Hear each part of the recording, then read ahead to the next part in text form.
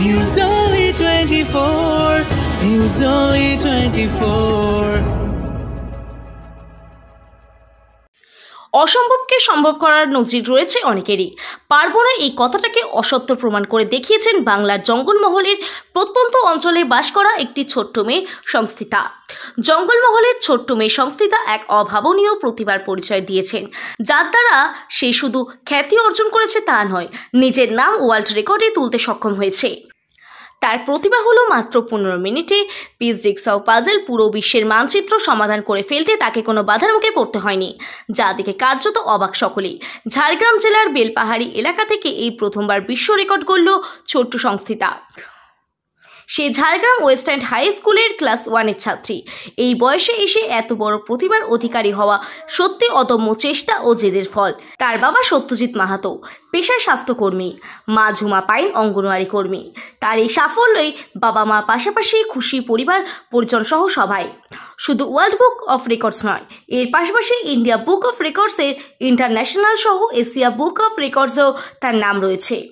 তার বাবা জানিয়েছেন, ইন্টারনেটের মাধ্যমে তার ছোট্ট এই মেয়ের প্রতিভা তিনি তুলে ধরতে আবেদন জানিয়েছিলেন গত 24 এপ্রিল।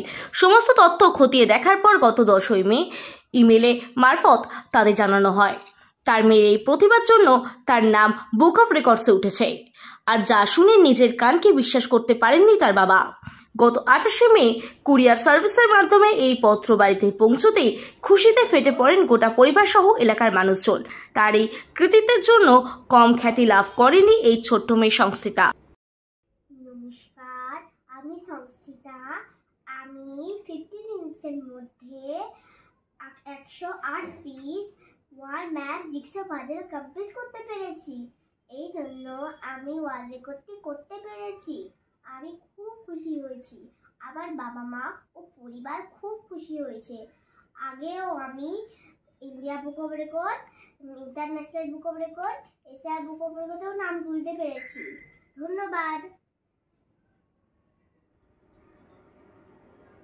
আমার মেয়ে সংস্থিতা আবার একটি ওয়ার্ল্ড রেকর্ড অ্যাচিভ করেছে। এবারে ওয়ার্ল্ড ওয়াইড বুক অফ রেকর্ডের নাম তুলতে পেরেছে সংস্থিতা এবারে world map jigsaw puzzle 108 piece solve করেছে 15 মিনিট 29 সেকেন্ডের মধ্যে। এতেই এই রেকর্ডটি নথিভুক্ত হয়েছে।